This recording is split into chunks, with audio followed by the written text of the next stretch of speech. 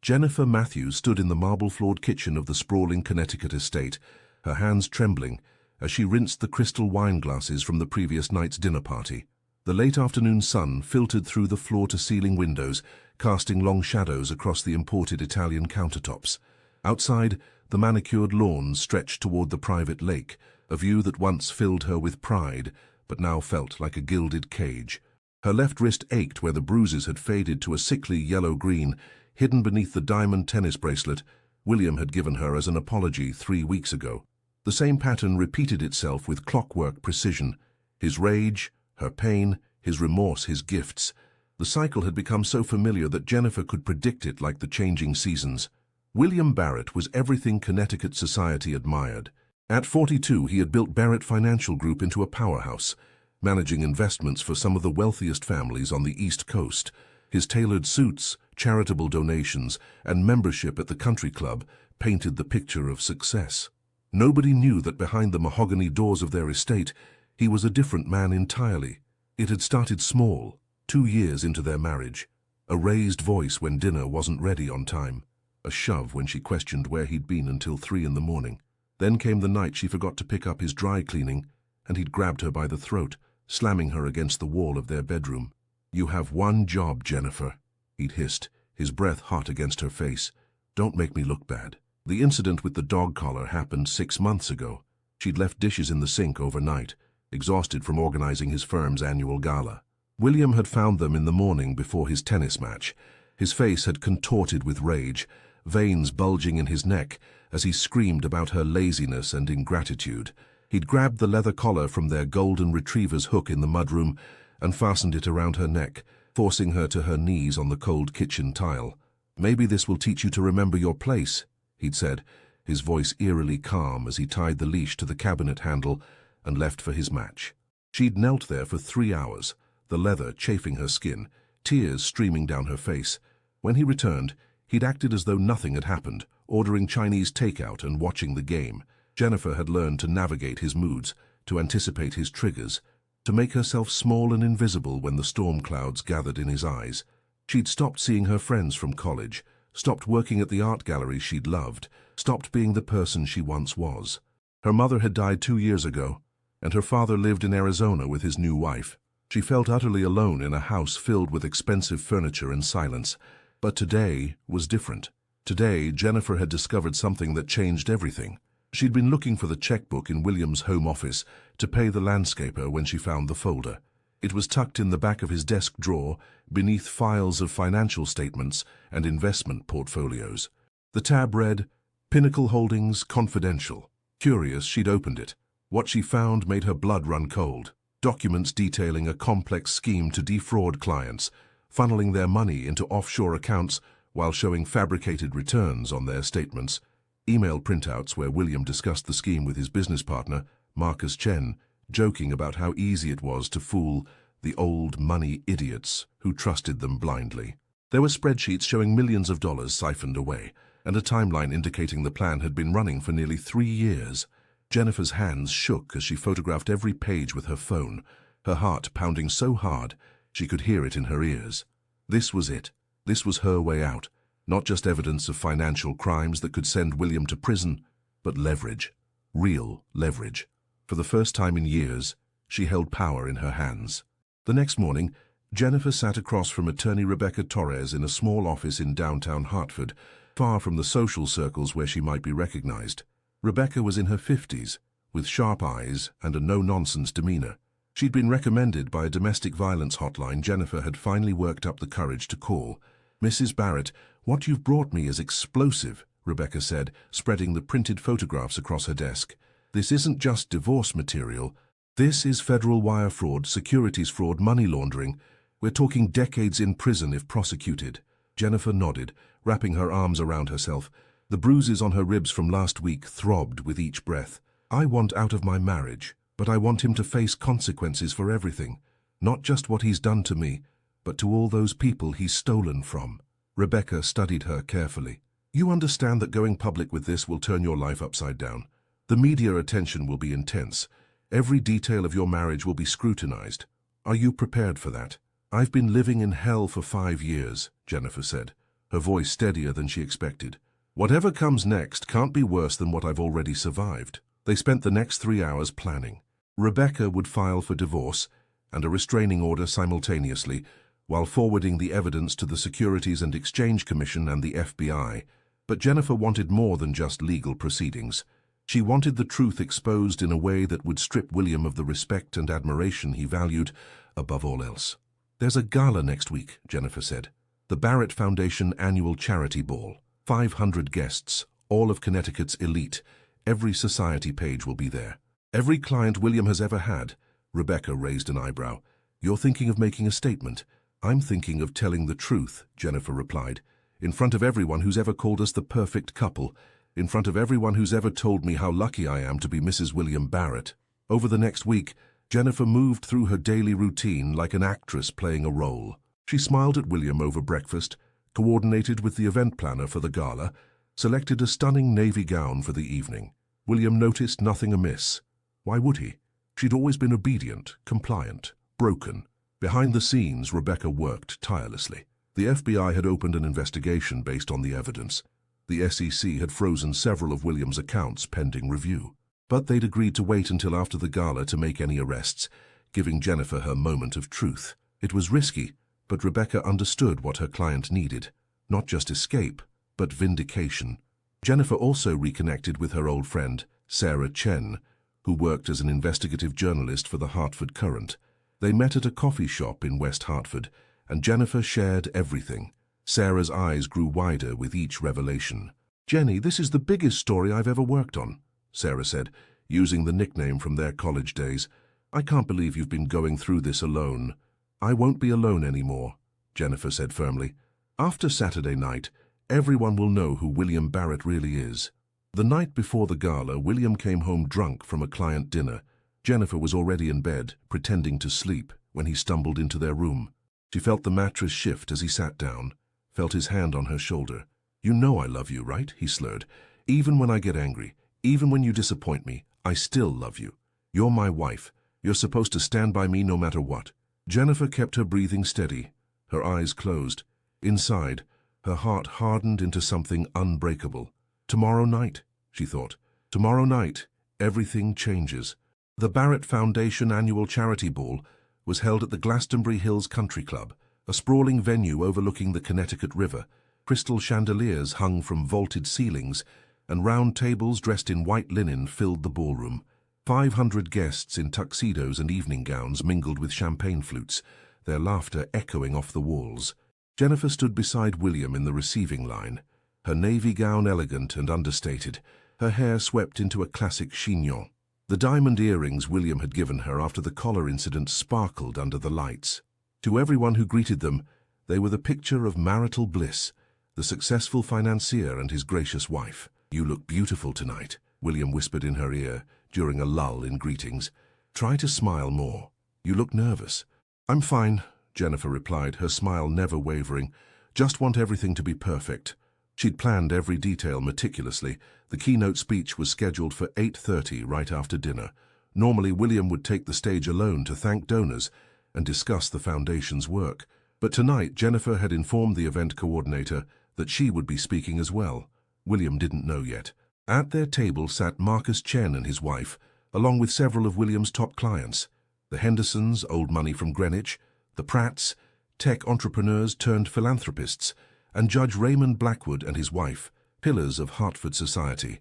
They all adored William, trusted him with their fortunes, praised his integrity. Dinner passed in a blur of roasted chicken and mindless conversation. Jennifer barely tasted her food, her stomach churning with anticipation and fear. Across the room, she spotted Sarah Chen with a photographer, positioned strategically near the stage. Rebecca Torres sat at a back table, her face calm, but her eyes alert. At 8:30, the event coordinator dimmed the lights and introduced William. He bounded onto the stage with his characteristic confidence, his smile broad and genuine as he thanked the crowd for their generosity. "It's nights like these that remind me why I do what I do," William said into the microphone, his voice warm and commanding. "Building wealth isn't just about numbers on a page. It's about creating security for families, funding dreams, and giving back to our community. That's what Barrett Financial Group stands for." Integrity, trust, and excellence. The audience applauded enthusiastically. Jennifer stood from her seat and walked toward the stage. Several people turned to watch her, confusion flickering across their faces.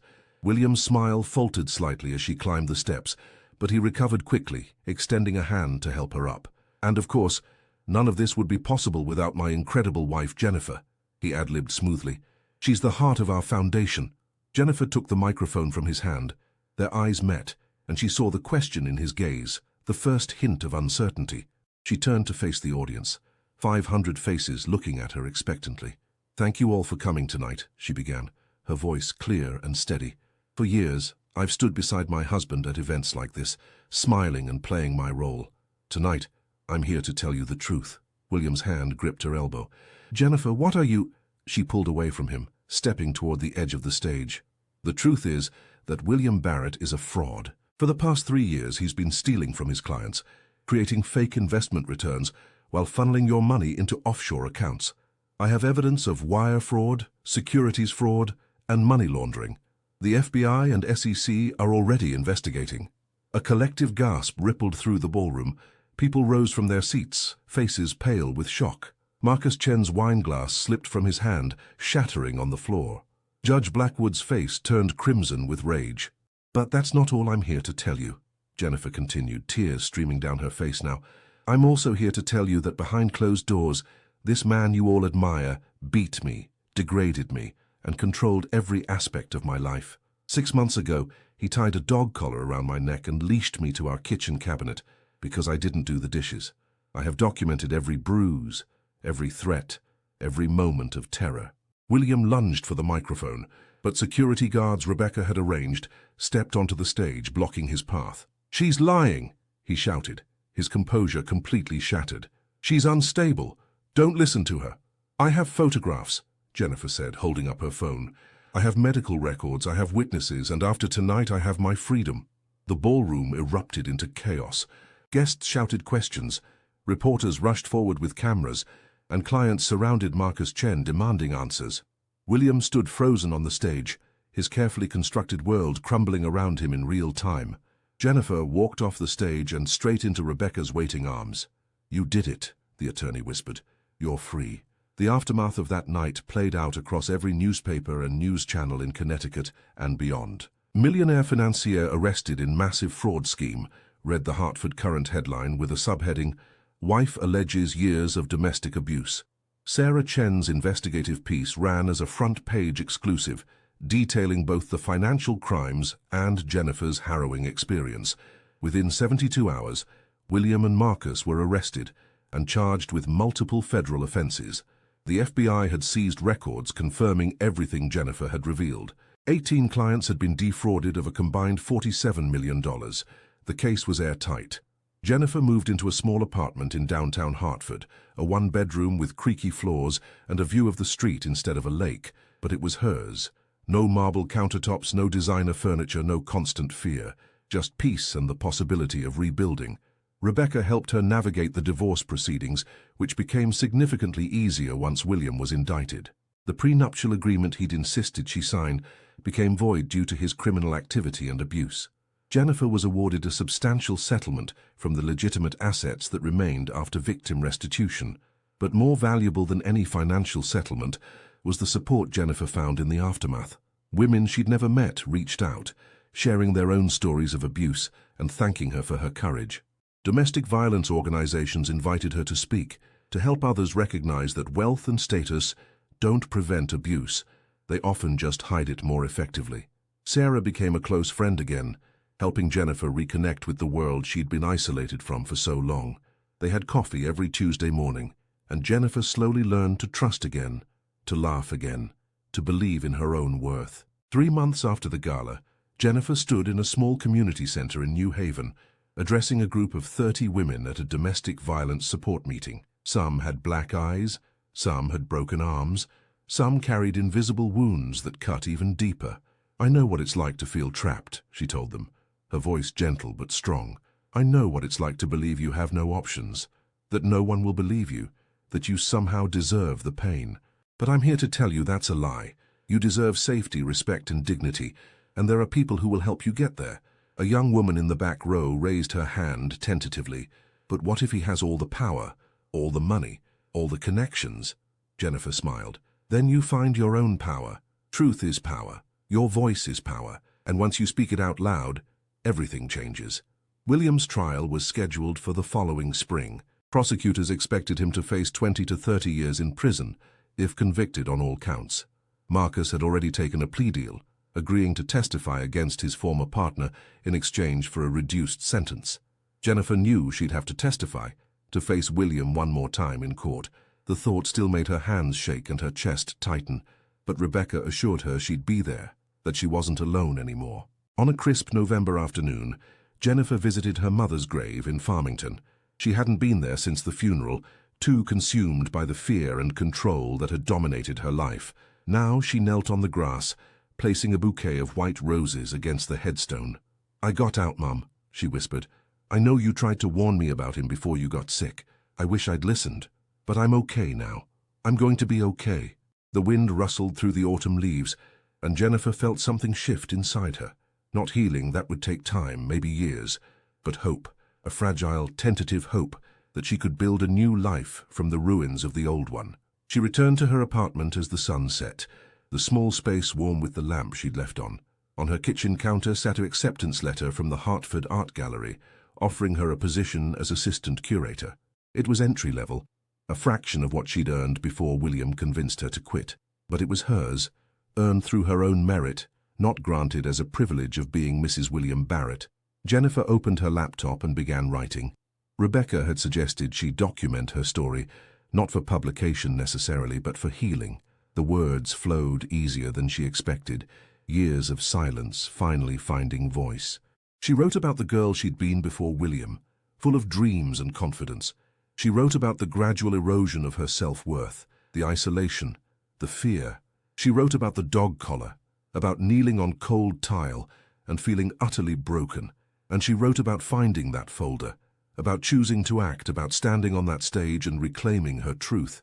As midnight approached, Jennifer saved the document and closed her laptop. Tomorrow she'd start her new job. Tomorrow she'd continue building her new life. Tomorrow she'd take another step forward. But tonight she was simply grateful. Grateful to be alive, to be free, to have survived. The woman who'd knelt with a collar around her neck was gone. In her place stood someone stronger, scarred but not broken, ready to help others find their own way out of the darkness. Jennifer turned off the lights and went to bed, sleeping peacefully for the first time in years. Outside her window, the city lights twinkled like stars, and in the distance she could hear the faint sound of the Connecticut River flowing steadily toward the sea. Everything changes, she thought, as sleep claimed her. Everything changes when you choose truth over silence. Character count, 28,847 characters. This story presents Jennifer's journey from victim to survivor, grounded in realistic circumstances of domestic abuse within a wealthy context, financial fraud, and the courage required to expose both publicly.